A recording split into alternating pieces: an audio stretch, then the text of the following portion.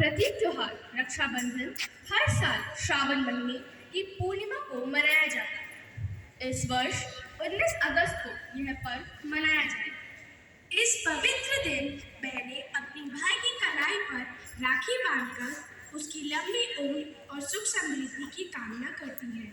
वहीं भाई अपनी बहन को रक्षा का वचन देते हैं। राखी के त्योहार का एक पौराणिक मंत्र है जिसे पूजा के समय पुरोहित और कलाई पर राखी बांधते समय बहन बोलती है।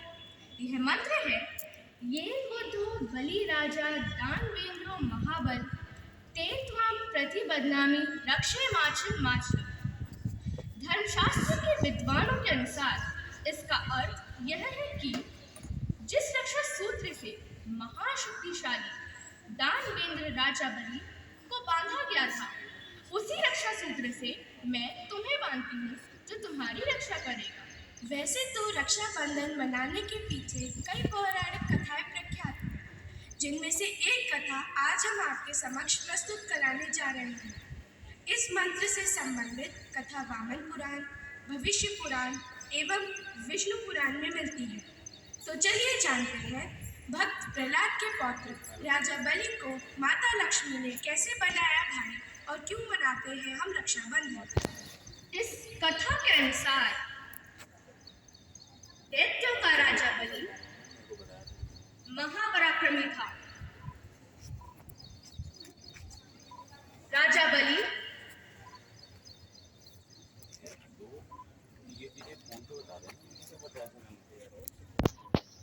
बहुत दानी राजा थे और भगवान विष्णु के अनन्य भक्त भी थे और वह स्वर्ग पर अधिकार करना चाहते थे।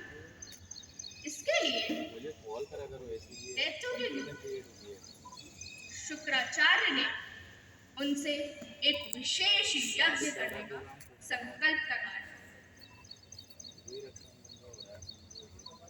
ये बात जब देवताओं को पता चली तो वे भगवान विष्णु के पास गए और उन्होंने स्वर्ग को बचाने की प्रार्थना की। विष्णु भगवान ने देवताओं को सहायता करने का आश्वासन दिया। सेवक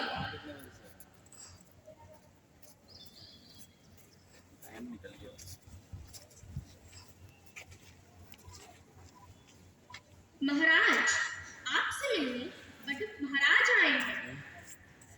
भगवान विष्णु वामन रूप में राजा बलि के पास गए और राजा बलि की परीक्षा लेने के लिए दान में उनसे 3 पग भूमि देने के लिए कहा। राजा बलि ने 3 पग भूमि दान करने का वचन दे दिया।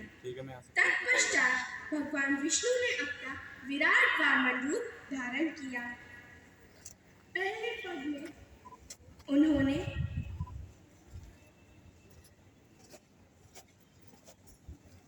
पूरी पृथ्वी नापी।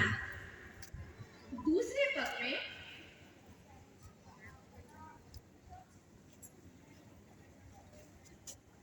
आकाश नाप लिया। राजा बलि जान चुके थे कि ये ब्राह्मण कोई और नहीं बल्कि साक्षात नारायण है और भगवान उनकी परीक्षा ले।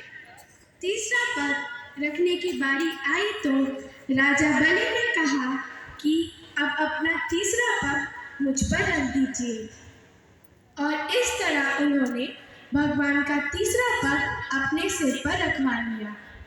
भगवान विष्णु द्वारा राजा बलि के ऊपर पांव रखने से वो पाताल लोक जा पहुंचे और इस प्रकार भगवान विष्णु ने उन्हें पाताल का राजा बना दिया और वरदान मांगने के लिए कहा।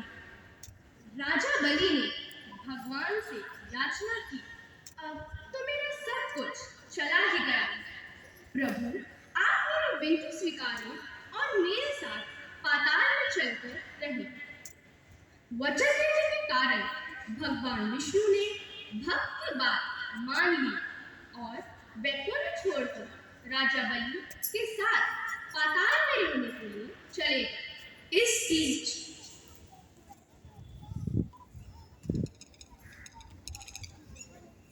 बीच जब ये बात देवी लक्ष्मी को पता चली तो वे अत्यंत चिंतित हो गए। तब नारद मुनि लक्ष्मी जी के पास पहुंचे। नारायण नारायण नारायण नारायण नारायण नारायण नारायण नारायण। प्रणाम माते। नारायण नारायण। आप चिंतित प्रतीत होती हैं। मुझे ज्ञात है आपकी चिंता का कारण। नारायण नारायण। माता, एक युक्ति है मेरे पास। आप राजा बलि को रक्षा सूत्र बांधकर उपहार में प्रभु नारायण को ही मांग लीजिए। नारायण नारायण। फिर उन्होंने लीला रची और साधारण महिला बनकर राजा बलि के सामने पहुंची। श्रावण पूर्णिमा के दिन देवी लक्ष्मी ने राजा बलि की कलाई में एक कच्चा धागा बांधकर इस रक्षा सूत्र से अपना भाई बना लिया।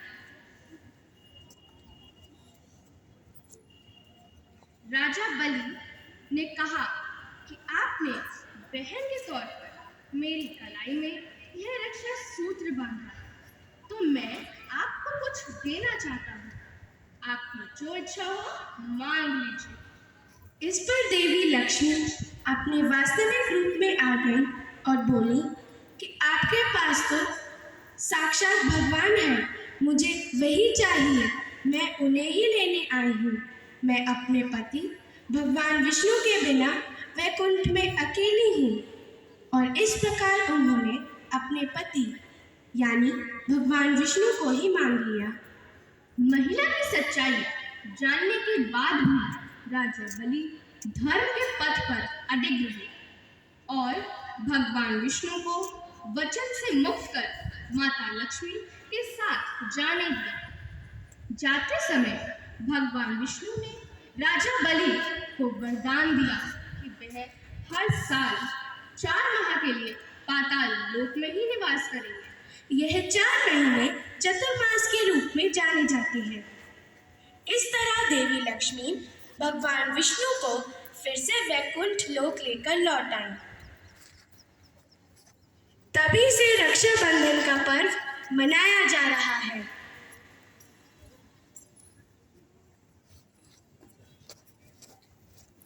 नारायण नारायण नारायण नारायण। तो देखा आप सभी ने किस प्रकार रक्षा सूत्र को बांधने की प्रथा तभी से चली आ रही है। बहनें अपनी भाई की कलाई पर रक्षा सूत्र बांधकर उनकी रक्षा और लंबी आयु की कामना करती हैं और भाई अपनी बहनों की रक्षा का धर्म निभाते हैं। नारायण नारायण।